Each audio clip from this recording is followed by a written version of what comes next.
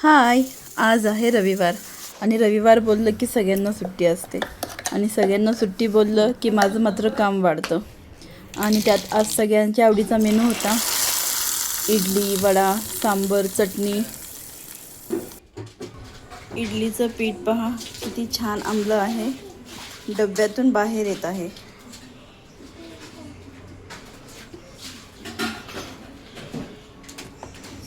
अहो,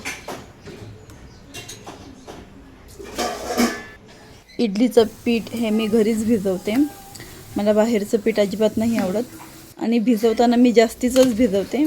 मला 3-4 दिवस पुरेल इतकं पीठ मी भिजवते, कारण माझ्या पोरांना गरम गरम इडली खायला खूप आवडते.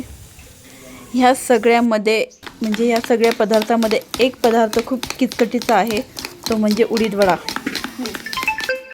कारण वड्यांसाठी जी डाळ आपण बारीक करतो ना, ती डाळ वाटायला खूप वेळ लागतो आणि ती डाळ बारीक करून झाली की ते पीठ फेटायला खूप वेळ लागतो, अगदी हात दुखून जातो.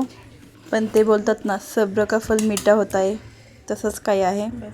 इडली पण पहा किती छान कापसासारखी मऊ पांढरी शुभ्र अशी झालेली आहे आणि जाळी छान पडलेली आहे आणि वडेही खूप छान कुरकुरीत टेस्टी असे झाले आहेत.